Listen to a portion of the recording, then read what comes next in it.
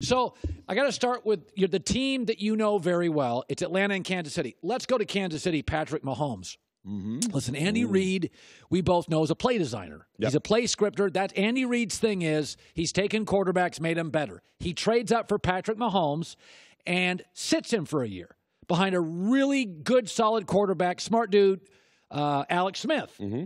And then he says, Alex, love you, bye. Patrick in. I'm going to tell you something. He looked so poised. Uh-huh. He looked so good yesterday. He looked great. He looked great. What did you see with Patrick Mahomes, Kansas City? I think they put the NFL on notice. I mean, they've been talking about the hype, and we're going to have the best offense. I think Tyreek Hill was saying we're going to have the best offense in the league, maybe even ever or whatever. They got a lot of weapons. They went to L.A. and beat the people's favorites who were saying they were going to win the division. Chargers have legitimately two legitimate pass rushers. Almost nobody in the league does except Denver. Yep. And they went there and literally made them look like second level type competition. And I look at them right now, and Tyreek Hill, he is a special player right now. I mean, looking at him, I hope you guys have him on your fantasy teams because he is a special player. Last year, Vick interned for the Chiefs during the summer for the coaching or whatever, and he came back and gave his top 5 receivers in the league. He put Tyreek Hill on there, and all of us were looking at him like, are you crazy? This is last year. Now look at him. He's right up there with Antonio Brown, A.J. Green, Julio Jones, all those guys. Deion Sanders was so fast. He made fast guys look slow. Yeah. Like Tyreek Hill yesterday was running away from fast guys. Yeah. And I'm seriously, you get DeSean Jackson when he first came into the league. Michael Vick once told me about DeSean Jackson. Michael was standing on the sideline, and DeSean Jackson ran past him, and he said he looked like a deer in the forest. Yeah, because you ever seen a deer in the forest? They hop. Yeah. And he goes, I watched Tyreek yesterday. I'm like, the Chargers aren't slow. Chargers got speed, and Tyreek Hill was amazing. So let me ask you about this. So everybody, yesterday you said on the show, you said, listen, John Gruden, you defended John Gruden. I did. You said, I understand what he's doing with Khalil Mack. So this morning you're probably getting, I don't even know if you're on Twitter, you're probably getting a lot of hate. Got lit up. Because everybody's saying, Tony Gonzalez, you don't know anything. Look, Khalil Mack's amazing. Is that what we're saying? Yes, that's what we're saying. He set a record, hadn't been done since 1982. Gruden looks like a fool, and so do you. You know, maybe I am a fool. But not about this, okay? I think, still, if you look back at what the New England Patriots have done, because I do believe Gruden has watched the best team in all sports franchises. Forget about the sport. That's what he's been doing for 15 years. He's been doing. He's been watching and learning and critiquing and saying that this is how you do it. You cannot use maxed out players. First of all, Khalil Mack and the Bears, they still lost the game. Yeah. Let's just not forget that. And then look at last year. I can't remember his name. From the New England, I do remember. From the Patriots, and they let him go. He led the league in sacks last year in Arizona. Chandler Jones. Chandler Jones. Led the league in sacks. Patriots went to the Super Bowl. Okay, does Belichick look like a fool now? Okay, now that's a good point. So you're saying, he's sitting there watching Belichick give up these players, and because they got the quarterback right. Yep. They got Derek Carr.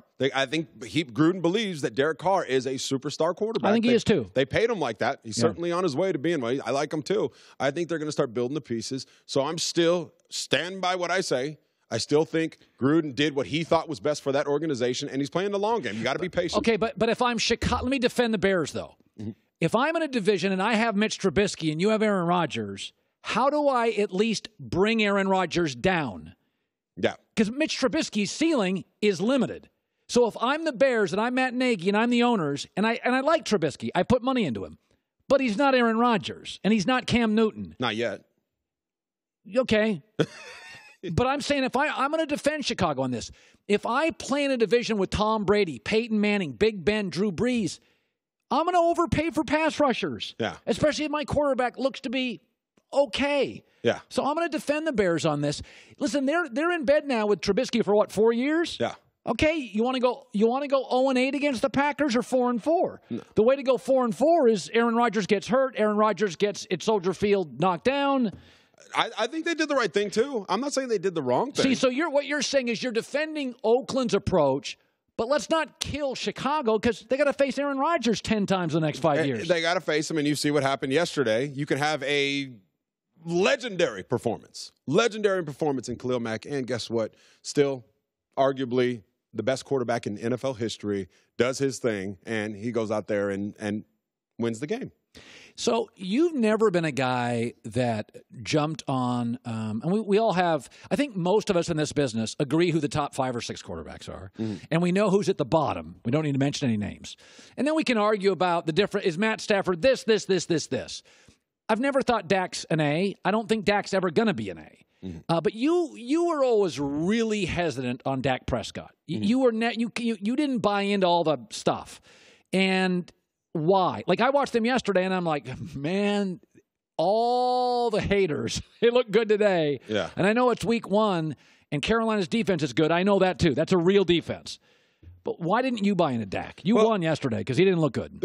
I think he's never had to look good. I mean, he's had that offensive line. Everybody's like, well, do you think he's capable of doing this? I'm like, well, he's never shown that he can do it before. He played well with really good players, surrounded by good players. Now, you don't have that, which is what happens in the NFL. I don't like it when guys come out the gate and they're hot and people are like, oh, they're going to be one of the best players ever. It's like, well, let's see when the adversity comes, which will come in life and in football for sure. It's going to happen. And they're going through that right now. They are the face of that franchise, him and Zeke. It's on them to go out there and be successful. They don't have a tight end now. They don't have the tight end. They don't have that big play receiver. He was late on throws. He was off on throws. Guys were having trouble getting open. We're going to see what he's made of this year. We're going to see that true play. And it's going to, remember, it's only his 3rd year. I'm not getting off the train. I still like him. First of all, as a person, I think he's great. Yeah. He's a great leader in that locker room. And he's got skill. And he's going to be a pretty good quarterback. But this is really going to shape who he is, how he handles this adversity this year. Because I don't see it getting any better anytime soon. What do you make of Pittsburgh? So it's crazy. So I was saying this earlier. You do some acting stuff. And you were a great player. You do a great job for us, and you do some acting. You're up for some roles. And I said, in Hollywood, you see these people that are so gifted they can overcome their personal foibles. And I used Robert Downey. He had real troubles early in his career. He had been arrested. He had some behavioral, some drug stuff. But he was so damn good, he kept getting roles. And then when he got his life together, then he rises. Boom. And I said, it reminds me of the Steelers, is that they're so gifted, you can't take your eyes off them, and they're able to still win a bunch of games. But if they don't get it buttoned up, this is why they can't beat New England. Tony, they're a mess. 6 turnovers, 12 penalties, but then they get 7 sacks, 6 yards of play. I just watch them, and I'm like, the more things change, the more they stay the same. Pittsburgh, to me, if you want to win in the playoffs, Tony, you're facing the best coaches, you're facing the best pass rushes, you're facing the best quarterbacks. They can beat Cleveland, Cincinnati all day. Something's up with Pittsburgh. Yeah. They're just too much drama. They were a mess yesterday. Yeah. Why? Are we giving Ben a pass? I don't think you can give anybody a pass. And I'm a firm believer. It starts at the top. The teams that I've been on where we had pretty good talent, but we weren't able to get over that hump, we weren't able to be successful, it starts with the coaching staff. And I think a guy like Tom would probably say, yeah, it starts with me. It's my fault. Because you see the way things are always leaking out of the locker room there, and are we going to? It is. It's the reality. It's the Real Housewives or the real NFL players of the NFL. It's full of drama all the time, and it's hard to win like that. It's going to be fun to watch. Were you ever in a dramatic locker room? Yes. Where? Yes. Where? In Kansas City. Why? Why was it? Just without naming names. I mean, you get emotional. Really emotional coaches have emotional teams. You are a reflection of what your head coach is. Yes. Always. I believe that. Well, Herm Edwards, you had Herm. We had Herm. Herm's very emotional. Yeah, we had emotional. He liked emotional players. He get emotional players, and emotional things happen. Sensitivity. People get sensitive, man. The NFL, it's a tough place. So you're saying the Herm locker room could be a little emotional? Yeah, it could be emotional. Dick Vermeil's locker room was emotional. He cried a lot and all that stuff. I've seen team fights. People encourage us. It doesn't happen in Belichick. You're not allowed to do that. You fight. You're kicked out of practice. You don't even come back. You do it again. Don't ever come back. You know what's funny about you? One of the things, I have a perception of Tony Gonzalez, and then I meet you, and you're actually strict parent, home early, don't mess around, get up, do your push-ups. I look at you and I think, actor, good-looking guy, Hall of Famer. But then when I meet you, you hated the drama. No. Like, you're the least dramatic guy It's really funny. My perception of you is different. So when you tell me these stories off the air, you're like, it was too much drama. It was too much. You wouldn't fit in Pittsburgh. Pittsburgh would wear you out. I wouldn't like it. I don't like. I want to show up. I think not that obviously I played in it and you deal with it and you do what you got to do to go out there and be successful. But I always think about I would have enjoyed the people talk about Bill Belichick's locker room. I think I would have enjoyed that. It's like, let's show up.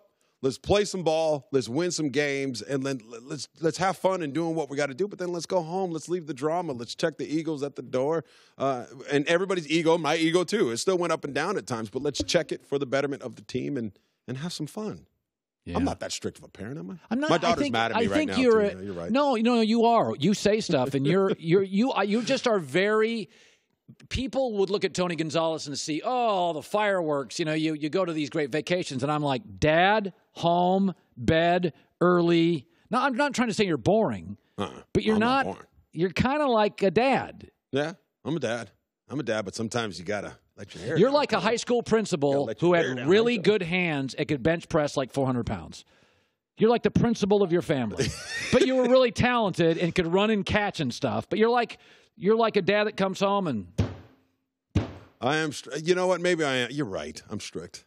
There's nothing wrong with being strict. Nothing wrong. Standards. Standards. Hey, you and I have standards. Absolutely. A lot of people this place, no standards. No standards. You and I have standards. I can tell with the new set. You got standards around here. Hi, everybody. Thanks for watching. Subscribe here to get the latest from the show. Also, be sure to check out more of the best clips from The Herd or go watch a few segments from other shows on FS1.